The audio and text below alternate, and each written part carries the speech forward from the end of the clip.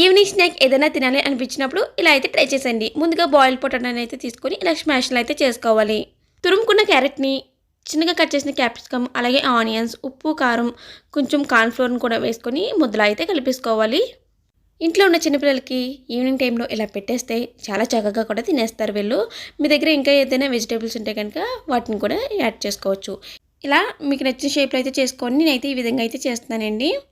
కార్న్‌ఫ్లోర్‌లోని water వేసుకొని ఇలా ఈ విధంగా అయితే కలుపుకున్నాను. దీనిలోని ఒకసారి అయితే ముంచేసుకొని ముందుగా రెడీ చేసుకున్న బ్రెడ్ పౌడర్‌లో కూడా ఒకసారి ఈ విధంగా ముంచేసుకొని మరుగుతున్న ఆయిల్‌లో కూడా వేసేసుకోవాలండి. వీటిని గోల్డ్ కలర్ వచ్చేంత వరకు ఫ్రై చేసుకోవాలి.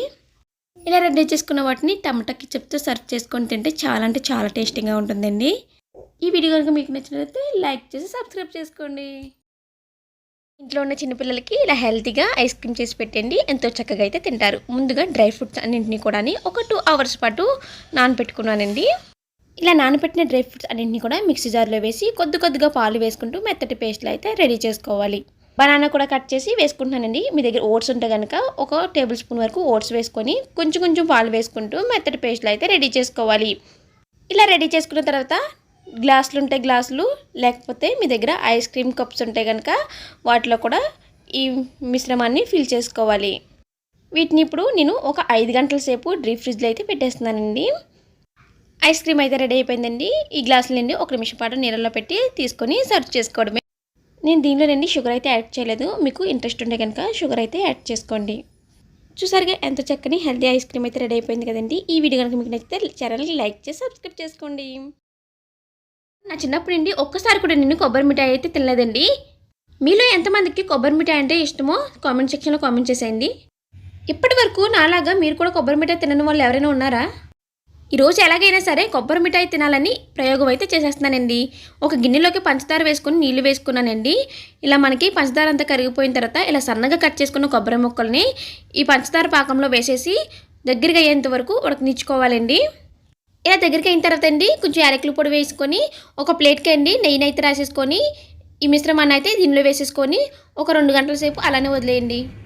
ఎంతో టేస్టీగా ఉండే ఈ కొబ్బరి మిఠాయిని ఫస్ట్ టైం అయితే తింటున్నానండి. నాకైతే చాలా బాగా నచ్చింది. టేస్ట్ అయితే మాత్రం సూపర్ అంటే సూపర్ అని చెప్పొచ్చు. మీరైతే ఎలా చూస్తున్నారు? ఛానల్కి లైక్ చేసి సబ్స్క్రైబ్ చేసుకోండి. సింపుల్గా ఈజీగా ఇంట్లోనే స్పాంజ్ కేక్ని రెడీ చేసుకోండి. 1 కప్పు రవ్వను అయితే తీసుకొని మిక్సీ జార్లో వేసుకొని ఒక బౌల్లోకి అయితే వేసుకోవాలి.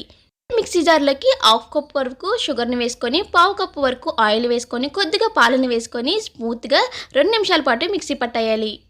దీనిలోనే 1/4 టేబుల్ స్పూన్ వరకు వెనిలా ఎసెన్స్, అలాగే కొద్దిగా పాలను వేసుకుంటూ కేక్ బ్యాటర్లో అయితే కలుపుకోవాలి. ఈ విధంగా కలుపుకున్న తర్వాత 1/4 table spoon baking soda, 1/4 table spoon వంట సోడాను కూడా వేసుకొని ఒకసారి మిక్స్ చేసుకున్న తర్వాత కప్పులు అయితే వేసేసుకోవాలి. కప్పు గీ రాసి నేను మైదా పిండిని జల్లుకొని ఇలా అయితే కప్స్ని రెడీ చేసుకున్నానండి. ముందుగా ఒక గిన్నెలో నుండి ఇసుక వేసుకొని 10 నిమిషాల పాటు మీడియం ఫ్లేమ్లో ఉంచి అలా హీట్ చేసుకున్న తర్వాత ఈ కప్స్ని అయితే దానిలో పెట్టేసుకోవాలి.